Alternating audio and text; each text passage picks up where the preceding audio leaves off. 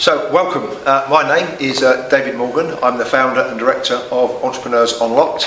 Our vision is to change futures through entrepreneurship. We work mainly with people in prison and people on probation to understand how they can use their skills and talents to become self-employed and set up their own business and hopefully desist from crime in the future. One of the initiatives that we developed early last year was our ambassador program, and I'm really pleased to have this today to talk to one of our first ambassadors, so Darryl Kennedy. So, morning Darryl, how are you? All right? I'm okay, David. Good, thank you very much. So, what we wanted to do in this little video is talk a little bit about the work that the ambassador program does, how it's impacted the lives of sort of people in the prison system, and share with Darryl a conversation in terms of how we turn from criminality to being an advocate for criminal justice reform, and in the process of setting up his own sort of organisation to support people that maybe been in his shoes previously.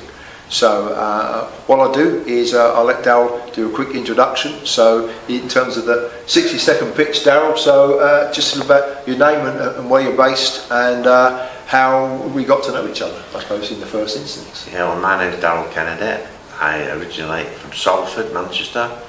I come to be imprisoned for a 10-year sentence, come out of the prison for 10 years, and I was on probation, worked with the probation service where my probation officer, Sean, guided me towards the shed, which is in Salford, where I went and I found out about David and his entrepreneur business, and I was eager to get involved, and that's how I started.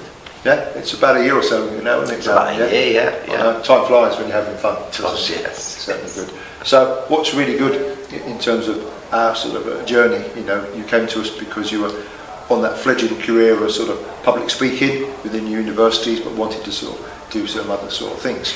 And we had a really interesting conversation about your passion for, you know, criminal justice reform, you know, being someone who had been involved in criminality from an early age, but really wanting to be able to move past that, you know, and be an advocate for criminal justice reform. So, in a sort of nutshell, we'll go back to the beginning in a little while. So, what was the sort of main reason for changing in terms of who you are? So, was there a particular pivotal moment in a prison where you felt, I need to do something different? Yes.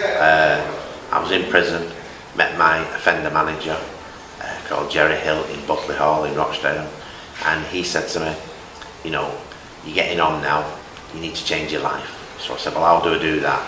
And he opened the world up to restorative justice. Okay. I agreed to go on the restorative justice course, and that changed my life. Excellent, yeah. So what, for people who are not quite sure, so what is restorative justice? What do you have to do? Restorative justice is where you meet your victims from your crime itself, which is a big one for me because as a burglar, I didn't ever envisage ever meeting my victims. Right. So the restorative justice program, then I did meet 3 victims, and it changed my life. The impact of meeting people that had offended over the years made me realise that I couldn't go on any further. No, and that's it. Sometimes it's the understanding, as you say, coming from an area where you're not meeting sort of people that you've impacted, and that sort of face-to-face, I can imagine, was really powerful. Absolutely.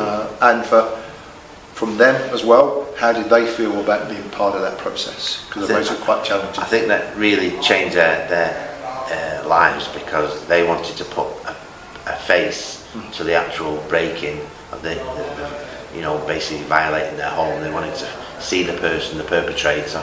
So they seen me, told them my story, and they had empathy with me because they said, well, you never had a real chance from an early age. Your father teaching you what you did from 9 years of age. You've not really had that opportunity to, you know, in life what a lot of other people do. That's really, really good. So, and how many years ago was that, Darryl, that you had that sort of conversation?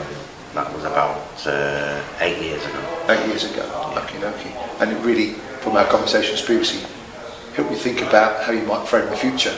Because from our conversations, we said before that, you know, you didn't want to be a pensioner in prison. I suppose we had that conversation, and it's a case of what can I do that's different, but find a way to navigate probation and then the world of maybe working for yourself, but using your skills and talents in a different way. Yeah, because obviously you've got a tremendous skill set and experience in the life you had previously, but it's how you can then use that to be able to move forward, you know, and use those skills sort of differently.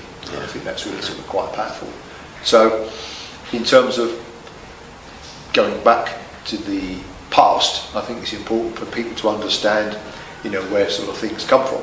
So what I think we can do is we'll cover that in the next sort of section of the podcast, because we're going to try and do this in sort of 3 or 4 sort of sections. But in terms of yourself, yeah, you know, coming out of prison sort of 6 years ago now, isn't it? You know, coming on probation, working with ourselves. It gives the understanding, it's a seed of something that you want to sort of try in the future, and having that restorative justice as that sort of break in terms of criminality, to say, I want to be a different person, I want to help people with the skills I've got, share my story, particularly around people in prison, to hear your story, so you can see how other people can move past criminality, but also working with other students and other sort of areas of sort of academia and other organisations which are going to sort of try and do those things. So we'll leave that little section there for now, and what we'll do, we'll carry on in a couple of minutes with the next sort of part. So